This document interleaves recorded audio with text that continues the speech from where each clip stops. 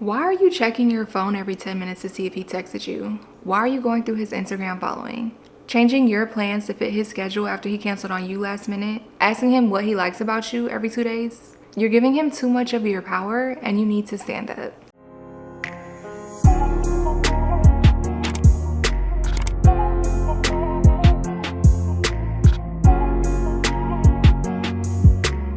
Hello, welcome back to my channel where we talk all things God, goals, glowing, and growing. I'm so grateful to have you back. My name is Joanne Marie.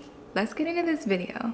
You cannot allow people to come into your life, walk all over you, and treat you like a doormat. If you need a man's validation to feel good about yourself, if you can't honor the own boundaries you've set in the relationship, if you're the only one doing nice gestures for him and going out of your way, if you're keeping quiet about issues that upset you just so you can keep the peace, you're sacrificing your happiness for the better of the relationship, and you're letting him treat you like a doormat.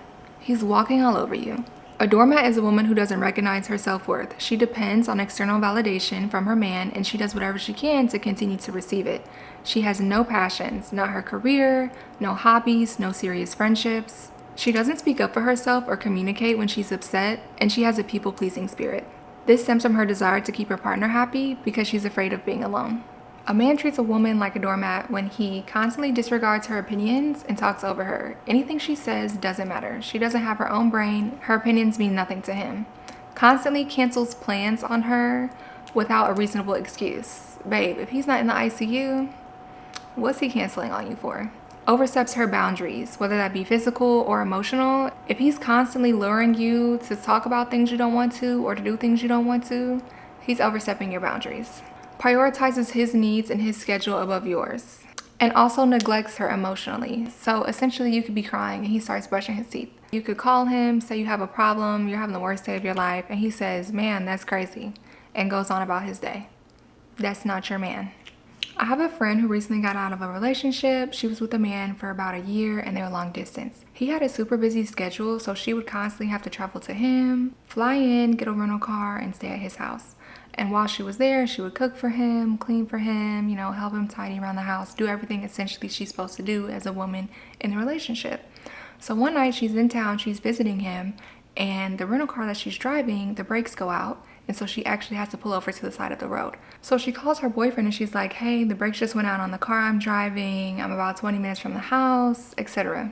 This man answers the phone and he proceeds to say, "Hey, oh my gosh, that's crazy, what's going on? I'm at a friend's house right now playing the game and I didn't drive, so what are you going to do?" The way I would have said, "What do you mean, what am I going to do? I'm doing what I'm going to do right now, I'm calling you." So she gets off the phone with him, she calls AAA and ends up getting a tow back to his house, and then later on they take the rental car back to the car lot. Her boyfriend comes back home, they end up talking about the situation, moving on from it, and then eventually they break up a couple months later, not because of that situation, but because of something else. Now, I don't think there's anything wrong with how much energy she put into the relationship. I think the issue is he wasn't reciprocating it. You cannot continuously give and give and give your energy to someone who will only just take and take and take from you. Some people are just takers. The only thing they will ever be able to do from you is to receive all the energy and love you have to give. It's up to you to use your discernment on when someone is no longer reciprocating your energy and when it's time to go. Here are 5 ways you can take your power back and transform into your dream girl. A dream girl is a woman who walks in her feminine energy and does not sacrifice her beliefs for the sake of a relationship or a man in her life. She doesn't touch a door. She doesn't change up plans with her girlfriends to go see her man.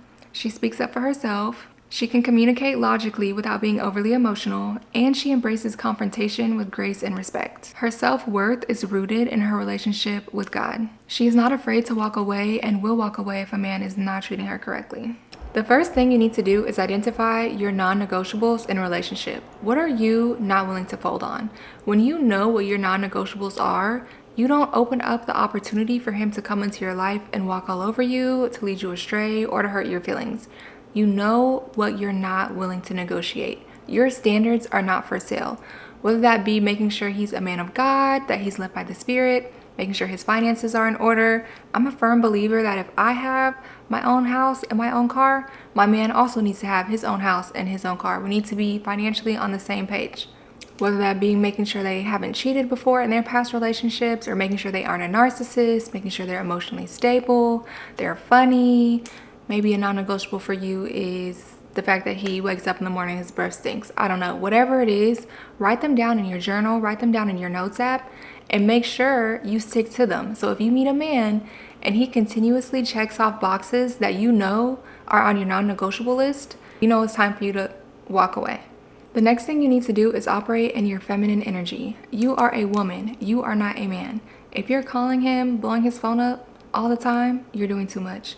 If you're the one picking him up and taking him out on dates, you're doing too much. If you're the one paying for everything and he's not pulling his weight, you're doing too much. You're not operating in your feminine energy and you need to relax. If you touching the doorknob every time and he don't ever get the door for you, you're doing too much. Men who operate naturally in their masculine energy are not expecting you to carry the entire weight of the relationship on your back. A man who recognizes his love for you will want to show his appreciation and respect for you through his actions. Take note of what his actions show you, not what his words tell you. So many times as women, we fall in love with what we hear, what the man says. Oh my gosh, you're so beautiful, you're so pretty. And then it ends up only in broken promises down the road. Oh, I was gonna get you flowers, but why didn't you get them? Oh, I was gonna send you some money, but why didn't you send it? Take notice of what he's willing to do for you without you having to ask. If you have a problem and you call him and he gets on the phone and he's like, man, that's crazy, that is not your man. Because a man operating in his true masculine energy, if his woman calls him with a problem, he will at least try to come up with a solution and try to be Superman because he wants to save her. That is how it is supposed to be. The third thing I want you to focus on is to not change your daily routine just because you met somebody new. If you go to the gym every Saturday morning at 10 a.m., you still need to go to the gym that Saturday morning at 10 a.m. regardless of where y'all woke up at. If y'all are at your house, if y'all are at his house, I don't care whose bed you woke up in, go to the gym at 10 a.m. Because when you start to dial back on your routine, you're now showing him that he has the power to come into your life and start making decisions that are going to affect your schedule. If you allow your routine to be interrupted, you are going to lose your balance. Placing your need for his attention over the peace of your routine showcases your fear of being alone. Do you think he will not be there tomorrow if you go to the gym today? If you honor dinner with the girls tonight? Where do you think he's going to go? Why would he be more important than everything you have going on in your life? Your life needs to be full, first and foremost, without another man coming into it. By honoring your routine, you're showing him how committed you are to yourself. When you are rooted in your relationship with God, when you are rooted with yourself and your routine and your hobbies, when you have your own life outside of him, he's not going to think he can easily come into it and sway you off your feet. Your relationship will progress at a much more natural and safe pace because you aren't ditching your identity to be with him. The next thing I need you to learn how to do is how to communicate without being overly emotional. Hold your tears in.